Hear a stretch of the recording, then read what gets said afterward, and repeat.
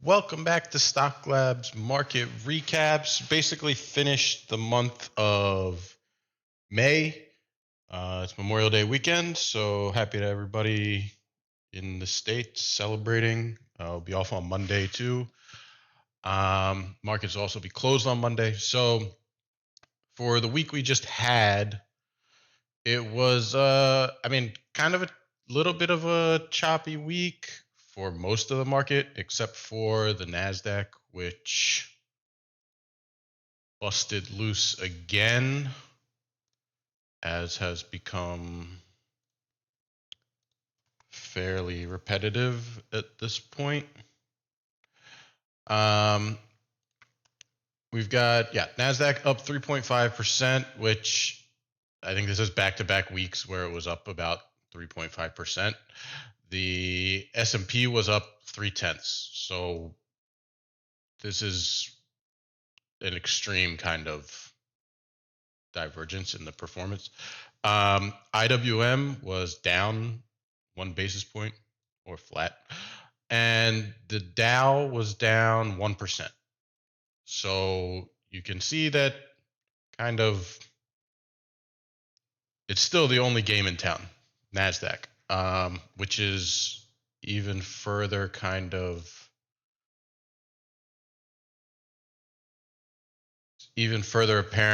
in just these couple of stocks. These stocks here represent about 50% of the market cap in the NASDAQ. So yeah, we've got NVIDIA up 25%. They had earnings reported and had some bullish guidance or raised guidance going forward. Stock has already been on a huge run this year. I mean, up 170, 165, 170%. Tesla up 7%. Meta up almost 7%. Microsoft up 4.5%. Netflix up 4%. I mean, you get the idea. Apple, surprisingly, last couple of weeks hasn't really kept up. It just sort of has been flattish. I mean, not doing bad, but it's still up 35% for the year. But that's kind of it's one of the underperformers now. Like if you look at this list, basically, Google up 1.5%, a little bit of underperformance versus the NASDAQ. Amazon in line, Netflix kind of in line too. So yeah, I mean, everything going on with the NASDAQ is concentrated in basically these stocks and a couple others, but these are the primary, as far as popularity with investors, this is kind of it. If we look at the breadth by industry for the week, you can see it wasn't so great across most of the market. Basic materials down 2%, healthcare down 3%, services down 1.4%, utilities down 1.4%, tech barely up 0.5%, median tech stock, while the NASDAQ was up 3.5%. So, I mean, you can see how sort of wide the gap has become between the big popular tech and the rest of the market overall. Really, consumer down 1.6%, financials flattish. Financials have been quiet recently. I mean, after they had sort of a lot of news and turmoil in the first quarter, last few months, it sort of has taken a little bit of a backseat now. Subsector wise, probably we can just expect, we can see semiconductors again leading. This mentioned NVIDIA, but the rest were kind of going along for the ride. And that's about it. There's not a whole lot that's over 5% outside of semiconductors. I mean, we have some other random electronics thing, storage. It's only semis here, basically. You got some of the regional banks. They had a good week, up 2.5% ish, 2.5%, 3% ish. But yeah, nothing special from our breadth on an industry basis here. On the downside, probably there's not. Yeah, it's kind of the same thing, as in there's not a lot of extreme downside movement here. I mean, kind of the typical losers are on here, right? Like cannabis is always a loser. Some of these drug companies, like spec drug companies, are losers a lot of the time. So shipping, perennial loser. I mean, yeah. So it's not great. I mean, silver had a bad week. I mean, this is more kind of volatile than just always losing, but yeah, you can see there's not a whole lot from a breadth perspective. The breadth skewed sort of negative. I mean, as you can see from this, but the stuff that was down wasn't down. There wasn't a lot of stuff that was massively down. It was just kind of things were down across the board outside of big tech, like we said, but not massively down. So yeah, we'll move on to breadth by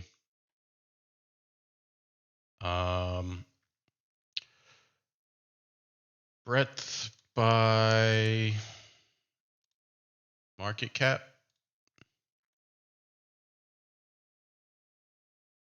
And can go to our smaller cap, or 1 to 5 billion cap companies. These are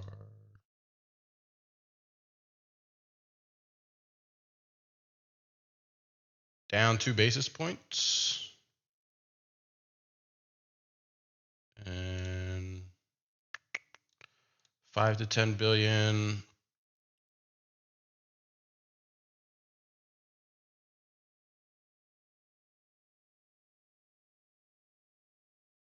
Down 31 basis points.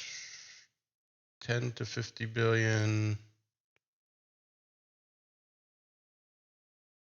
Down 1.21%, pretty soft. 50 to 100 billion.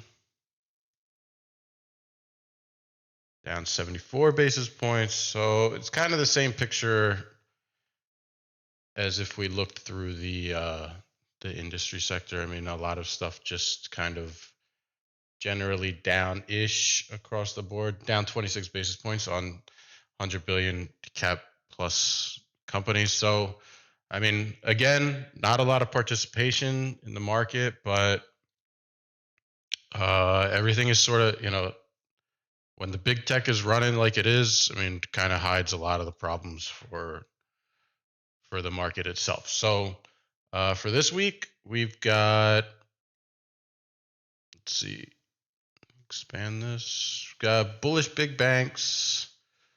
We've got FANG bullish, as always. Short China. Got home builders. Got gold miners. Got Russell bullish. Dow bullish. Russell bullish again, and some kind of biotech thing bullish. So, I mean, maybe you see a little bit of rotation. I mean, you would kind of welcome it at this point for some of the non-tech areas of the market to rally. I mean, Stocklabs kind of looking for that this week.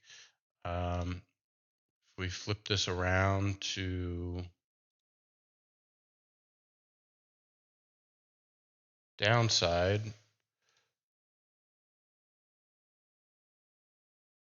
we can see if this is sort of confirmed with, I mean, although the FANG was also